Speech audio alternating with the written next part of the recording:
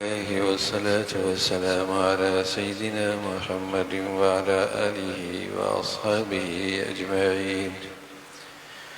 الحمد لله والصلاة والسلام على سيدنا محمد وعلى آله وأصحابه أجمعين. أما بعد فأعوذ بالله من الشيطان الرجيم. بسم الله الرحمن الرحيم. يا أيها الذين آمنوا كونوا قوامين بالقسط شهداء لله ولو على أنفسكم أو الوالدين والأقربين إن يكن فقيرا أو غنيا فالله أولى بهما فلا تتبعوا الهوى أن تعدلوا. صدق الله العظيم. اللهم صل على سيدنا محمد النبي الأمي وعلى آله وأصحابه وسلم. اللهم صل على سيدنا محمد النبي الأمي وعلى آله وأصحابه وسلم. میرے معزز مسلمان بزرگوں، عزیز بھائیوں، مختصر سی زندگی ہو، مختصر سی حکومت ہو اور مختصر سا دائرہ کار ہو، یا بڑی حکومت، بڑی سلطنت ہو، اس کی سبز و شادابی کے لیے اور اس کی امن اور سلامتی کے لیے عدل و انصاف ضروری. گھر کی چھوٹی سی دنیا ہے اور چھوٹی سی سلطنت ہے، اس گھر کی زندگی سے انصاف اٹھ جائے، عدل نہ رہے، اس گھر کا وجود خطرے میں، اس گھر کی سلامتی خطرے میں ہے. آپس کے رشتے ہوں، آپس کی زندگی ہو، آپس کا محبت کی فضا ہو، آپس کا اعتماد ہو، عدل و انصاف نہیں، سب خطرے میں. کسی مملکت میں، کسی ملک میں انصاف نہ ہو، سماجی انصاف، قومی انصاف نہ ہو، تو لوگوں کا اپنے ریاست پر اعتماد ختم ہو جاتا ہے. اس کی اپنے ملک سے وابستگی، تعلق، رشتہ کمزور ہو جاتا ہے. کیا کرنا ہے اس ملک کا جو مجھے انصاف ہی نہیں ملتا، یہ جملہ آتا ہے. میں عرض کر رہا ہوں، ایک باپ اپنے بیٹوں میں انصاف نہ کرے، ایک شوہر اپنی بیوی کے ساتھ انصاف نہ کرے، ایک چھوٹی سی چار دیواری کے اندر انصاف نہ ہو، تو اس گھر کا وجود خطرے میں.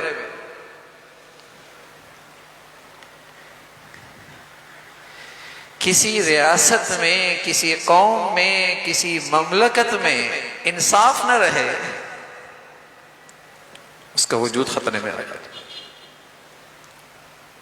کسی قوم کی اور کسی ملک کی بقا اور تحفظ کے لیے جو سب سے زیادہ ضروری چیز ہے وہ عدل و انصاف ہے. انصاف. اور مذہب اسلام میں اصلاح، عدل کی اور انصاف کی کیا اہمیت ہے. رسول اللہ صلی اللہ علیہ وسلم فرمایا کرتے تھے، سبعۃ یظلھم اللہ فی ظلہ یوم لا ظل الا ظلہ، امام عادل.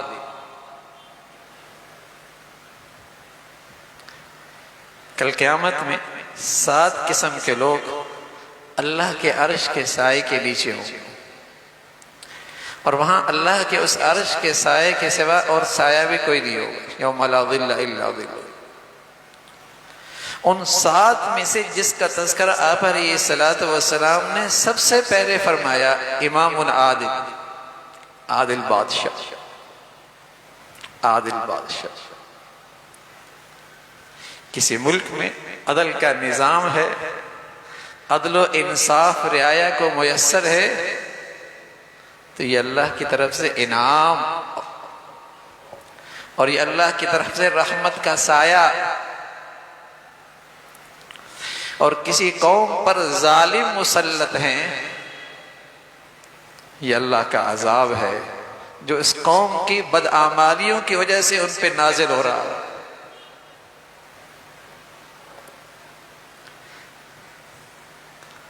عدل و انصاف اور عادل انصاف یہ اللہ کی صفت ہے۔ اللہ کہتا ہے میں عادل ہوں، میں انصاف کا فیصلہ کرتا ہوں، قائما بالقسط شہد اللہ انہ لا الہ الا هو والملائکۃ واولو العلم قائما بالقسط۔ وہ حاکم ایسا ہے جو انصاف پر قائم ہے، یہ اللہ کی خوبی ہے۔ اور دنیا میں جس شخص کی زندگی میں یہ عدل آ جائے اس نے اپنے اندر اللہ کی خوبی لے لی، جیسے اللہ کی صفت ہے رحمت، ایسی اللہ کی صفت عدل بھی ہے، انصاف۔ اللہ تعالیٰ انصاف کرتا ہے۔ اللہ تعالیٰ نے اہل ایمان کو ہدایت فرمائی ہے، عدل و انصاف، اور اس حکم میں اتنی باریکیوں کا لحاظ رکھا ہے کہ عقل حیران ہوتی ہے۔ عدل و انصاف کی تلقین فرمائی، اور اس ہدایت میں عرض کر رہا ہوں اس قدر باریکیوں کا لحاظ رکھا کہ عقل حیران ہوتی ہے۔ یا ایھا الذین آمنوا کونوا قوامین بالقسط شہداء للہ ولو علی انفسکم او الوالدین والاقربین ان یکن غنیا او فقیرا فاللہ اولی بہما۔ ایمان والو انصاف پہ کھڑے رہو، اللہ کی خاطر گواہی دو، اور اس انصاف سے اگرچہ تمہارا ذاتی نقصان ہو، تمہارے والدین کا نقصان ہو، تمہاری اولاد کا نقصان ہو، تمہارے رشتہ داروں کا نقصان ہو، یہ سارا نقصان تو برداشت کر لو، لیکن جانبداری کا مظاہرہ نہ کرنا، عدل و انصاف کا دامن نہ چھوڑ۔ بڑے بڑے انصاف کے دعوے دار جب بات قرابت کی آتی ہے اور جب بات اپنی ذاتی مفادات کی آتی ہے تو عدل و انصاف کو بالائے طاق رکھ دیتا ہے۔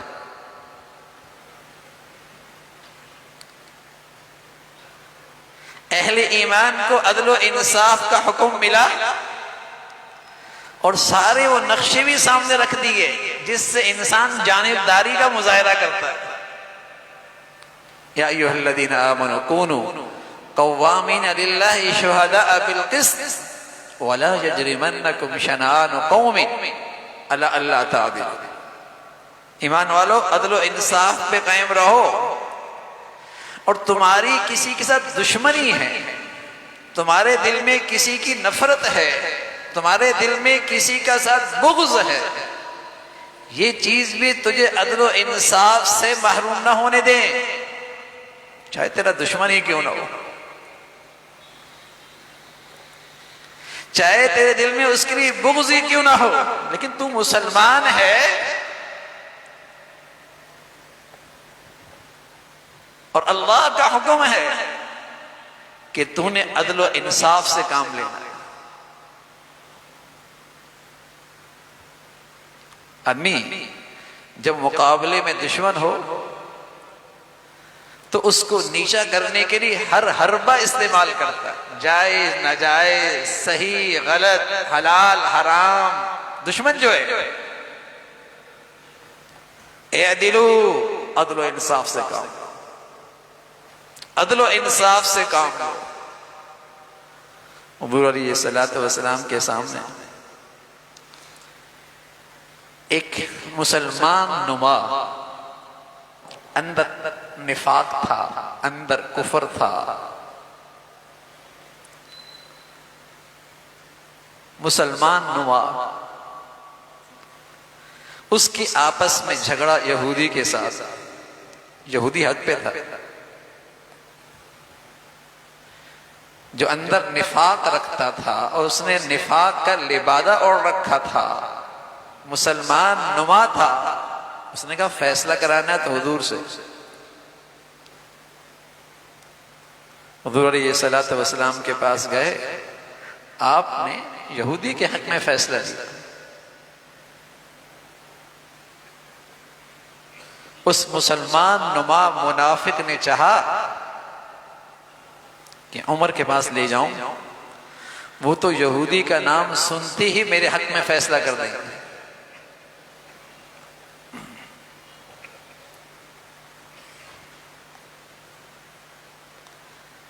قرآن میں کئی ساری آیتیں ہیں کہ یہودیوں کی سازشوں سے اور ان کی مکاری سے مسلمانوں کو محفوظ رہنا چاہیے، وہ اپنی جگہ، لیکن معاملہ عدل و انصاف کا ہے۔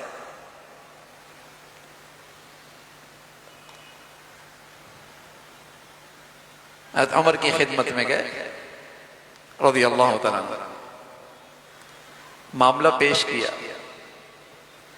حضرت عمر کچھ کہنے لگے تو اس یہودی نے کہا، عمر ایک بات سن لو، فیصلہ کرنے سے پہلے ایک بات اور بھی عرض کر دوں کہ تمہارے پیغمبر نے فیصلہ میرے حق میں کر دیا ہے۔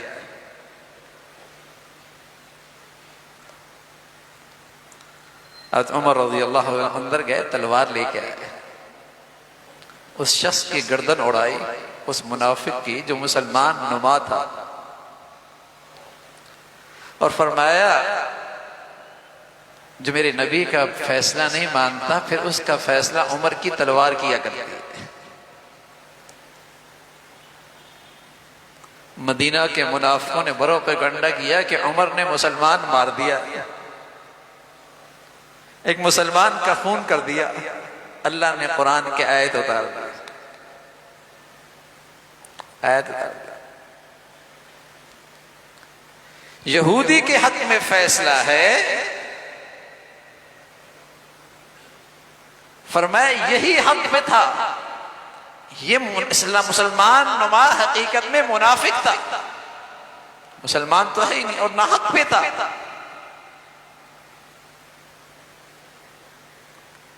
تو اسلام تو سراپا عدل ہے، سراپا عدل ہے، انصاف ہے۔ اللہ خود عادل اور اس کا نازل کردہ نظامی زندگی، دستوری زندگی، قوانین زندگی سراپا عدل ہے۔ آج دنیا میں اکثریت کے شاعر، مذہبی شاعر، آج دنیا میں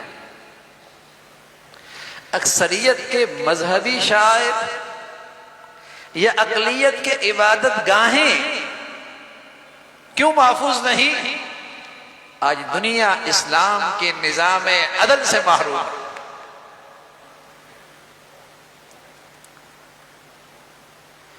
مسلمانوں کے شاعر ہوں یا اقلیتوں کی، آج یہ کیوں محفوظ نہیں؟ آج دنیا کا معاشرہ، اہل دنیا اسلام کے نظام کا نظام عدل تو ایسا ہے جہاں ہر ایک کو تحفظ حاصل ہے۔ اسلام تو نام ہی سراپا امن ہے، اس لیے کہ وہ سراپا عدل ہے۔ جہاں عدل و انصاف ہے وہاں امن ہے، جہاں عدل و انصاف ہے وہاں ہمدردی اور خیرخواہی ہے۔ دنیا کے کسی مذہب میں اسلام جیسی رواداری اور انسانی ہمدردی کا تصور نہیں، لیکن اوپر سے لے کر نیچے تک عدل کا نظام ہے کا؟ اوپر سے لے کر نیچے تک عدل کا نظام ہے کہاں؟ یہ جو خوفناک مناظر ہمیں تھوڑے تھوڑے عرصے کے بعد نظر آتے ہیں، شور ہوتا ہے، آوازیں لگائی جاتی ہیں، اور بدقسمتی اور بھی ہے، بدقسمتی اور بھی ہے کہ بد فطرت لوگ مذہب کو قصوروار ٹھہراتے ہیں. ارے مذہب ہے کہاں، دین ہے کہاں؟ دین اسلام تو اپنے پیروکاروں کو یہ سبق دیتا ہے، لیکن ہم نے اپنی قوم کی تربیت دین کے مطابق کی کہاں؟ دین سکھایا کہاں؟ دین پڑھایا کہاں؟ رسول اللہ صلی اللہ علیہ وسلم فرمایا کرتے تھے اگر کسی اقلیت پر ظلم ہوا اور زیادتی ہوئی اور ناانصافی ہوئی تو اپنی امت کو خبردار کیا کہ کل قیامت میں اس کی طرف کھڑا ہو کر تم سے جھگڑا کروں گا. کل قیامت میں اس کی طرف کھڑا ہو کے تمہارے سے جھگڑا کروں گا.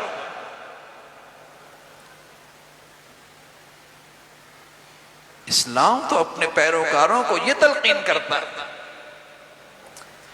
مذہب شرط پسندی کی اجازت نہیں دیتا، کسی کی عبادت گاہوں پہ حملے کی اجازت نہیں دیتا، لیکن عدل و انصاف ہوگا تو اکثریت کی بھی تو شعائر محفوظ ہوں گے، قرآن محفوظ ہوگا، اسلامی شعائر محفوظ ہوں گے، دینی شعائر محفوظ ہوں گے، پھر اقلیت کی بھی عبادت گاہیں محفوظ ہوں گی.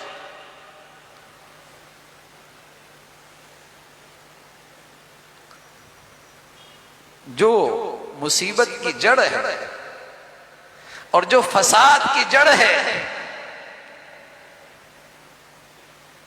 اس کی طرف تو کہیں سے آواز نہیں آتی کہ ہمارا نظام غلط ہے، ظالمانہ نظام ہے، ناانصافی کا نظام ہے.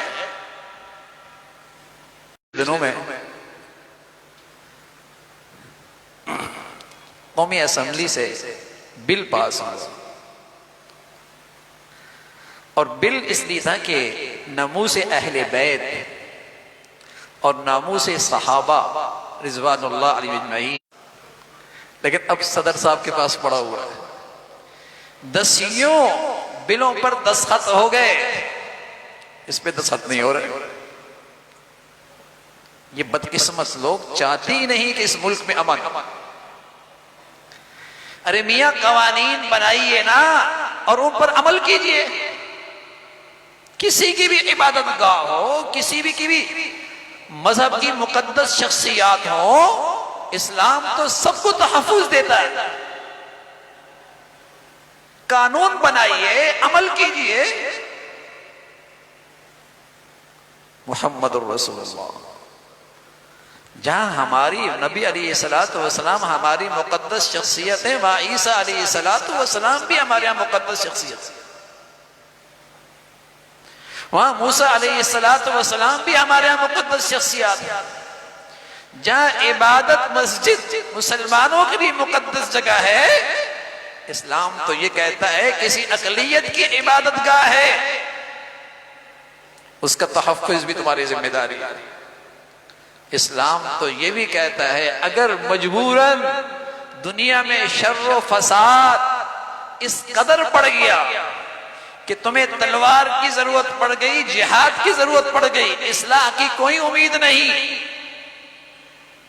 تب بھی بچوں کو بچانا، عورتوں کو بچانا، بوڑھوں کو بچانا، جو کسی بھی عبادت گاہ میں عبادت کر رہا ہو اس کو بھی تحفظ دینا. عین میدان جہاد میں بھی جب کفر اور اسلام کی جنگ ہو رہی ہے تب بھی عبادت گاہوں کا اس قدر لحاظ ہے. لیکن ہم نے اپنی قوم کی تربیت کو اپنے دین کے مطابق کی نہیں. ہم تو اس دین کو اور مذہب کو اپنی ترقی میں رکاوٹ سمجھتے ہیں نا، عقلوں پہ پردے آ چکے. ہم تو اسلام کی اس عادلہ نظام کو اپنے لیے رکاوٹ سمجھتے ہیں نا، تو پھر اس کا انجام یہی دنیا میں. اس وقت دنیا میں درندوں کا قانون ہے، جہاں دیکھو کہیں قرآن جلا جا رہا ہے، کہیں عبادت خانوں پہ حملے ہیں.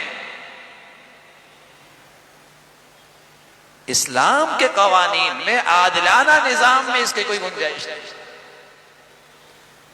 عدل و انصاف یہ سلامتی کا راستہ ہے۔ عدل و انصاف کے قوانین کسی قوم کی سرسبزی اور شادابی کے لیے سب سے ضروری چیز ہے۔ انصاف، اپنا ہے، بیگانہ ہے، تمہارا ہم مذہب ہے، غیر ہے، تمہاری زبان کا ہے، دوسری زبان کا ہے، غریب ہے، امیر ہے، عدل، انصاف۔ اس میں کہیں تمہاری خواہش کی پیروی نہ ہو، اللہ کا لحاظ رکھو، اس کی ہدایات کو سامنے رکھ کر اعدلوا، انصاف سے کام، عدل و انصاف۔ اور میرے عزیزو، ہم میں سے ہر شخص اپنے دائرہ کار میں بھی عدل و انصاف پر اپنی زندگی لے کے آیا۔ ایک شخص آیا حضور علیہ السلام کی خدمت میں، کہنے لگا یا رسول اللہ، احب ان اکون اعدل الناس، احب ان اکون اعدل الناس، میں سب سے زیادہ عدل و انصاف کی زندگی گزارنا چاہتا ہوں۔ احب ان اکون اعدل الناس، پیارے رسول صلی اللہ علیہ وسلم نے فرمایا احب للناس ما تحب لنفسک تکن اعدل الناس، جو اپنے لیے پسند کرتا ہے، جو رویہ، جو انداز اپنے لیے تجھے پسند ہے، وہی اپنے بھائی کے لیے پسند کرتا۔ بتائیے اگر یہ عدل و انصاف ہماری چھوٹی سی دنیا میں بھی ہو جائے تو محبتیں پروان چڑھیں گی، اتفاق اور اتحاد کی خوشبو آئے گی، باہمی ہمدردی کے جذبات ابھریں گے، اور یہ عدل و انصاف معاشرے میں آ جائے، مملکت میں آ جائے، پوری قوم پہ آ جائے تو یہ سایہ رحمت ہے۔